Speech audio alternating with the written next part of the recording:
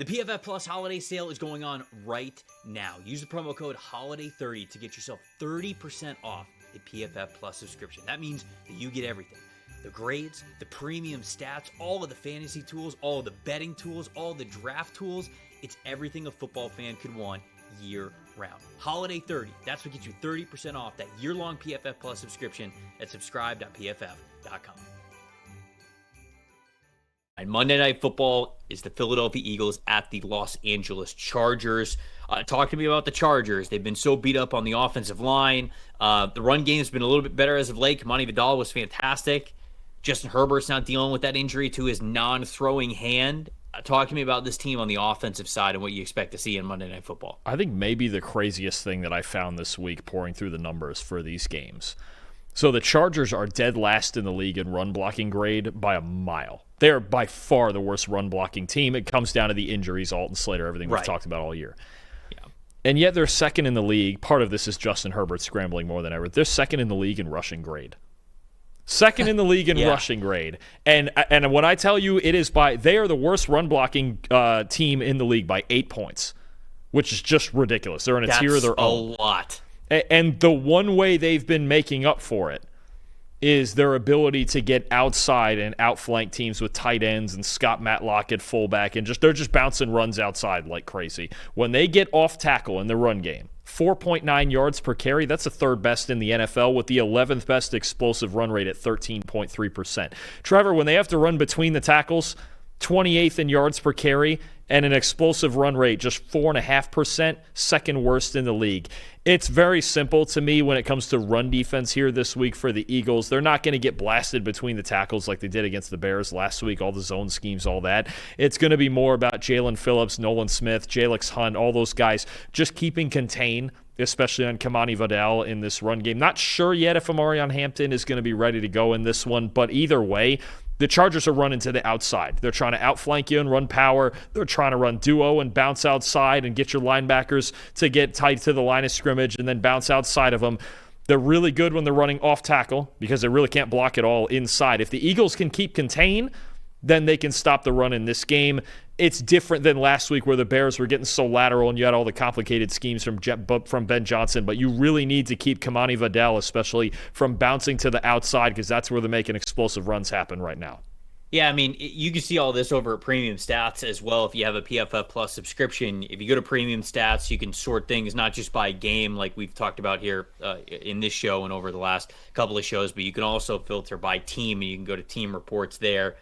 You can sort it, and you can see run blocking grade, and sure enough, you're right, the Chargers, I did not expect this, 42.2 run blocking grade this season. They are, you mentioned it, 8 points behind the Cincinnati Bengals, who have also been not very good at running the ball this year. Now, if you scroll all the way up and you go to number 12, you'll also see the Philadelphia Eagles, who Philadelphia is sitting there at number 12. We're not used to seeing Philadelphia at number 12. They're normally in the top 5 for run blocking over the last couple of years with how good their offensive line has been. Now, they have had their injuries as well along the offensive line, but Dalton, the lack of run game is just shocking at this point. I always felt like they would figure it out. All right, early season struggles. Okay, yeah, but they were. I always believed that they were going to figure it out on the ground. They have yet to do that. And when you put more on the passing game, more on Jalen Hurts' plate as a pure passer, well, we saw last week how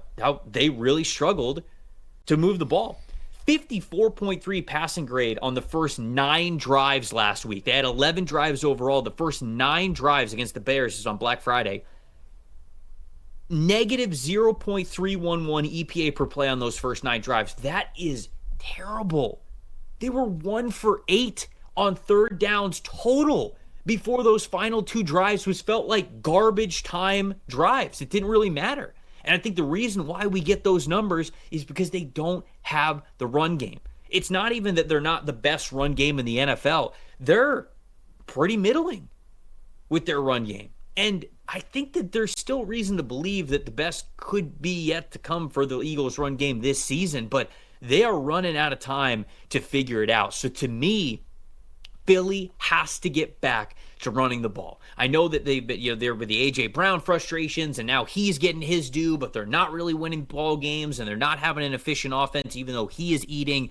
They've got to get back to it. And ultimately, Dalton, with as much as the Chargers have struggled to run the ball and just offense in general, I actually do think the Eagles are going to win this one. I think they're going to win 22-17, a little bit of a weird score here that I'm going with, but I'm going with Philly to bounce back here because I think that they need to. And if they don't, I'm going to be really worried about this team going into the postseason. And maybe that's what happens overall, but I'm going to have some faith in Philly to figure it out, get it done, be a little bit better on the ground here. I'm going to go Eagles 22, Chargers 17. What do you got? Yeah, this is a tough one. I mean, the Eagles going out west, I think you got two good defenses going at it, two defenses that are very good at preventing explosive plays through the air for sure. And I am worried about this Chargers offensive line because I'm always worried about this Chargers offensive line. And Justin Herbert's playing with a broken bone in his left hand now. But I'm also very worried about this Eagles offense and just the lack of rhythm to it. You mentioned, the lack of run game. It's a lack of creativity as well, I think, from the play calling. And you mentioned the run blocking. They're 12th this year, but for each of the last 4 years before this, they were in the top 5. So even if it's not, it's not the worst offensive line in the league by any means, but it's not what it used to be, clearly. And they're dealing with some injuries up front as well.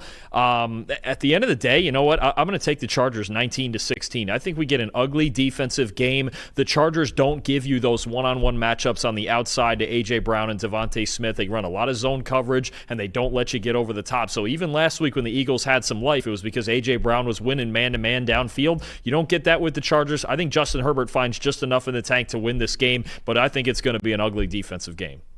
The over-under on this one's only 40.5, so I think that they agree with us in it being a little bit more low-scoring than you would expect from these two teams, at least what we would have thought going into the season.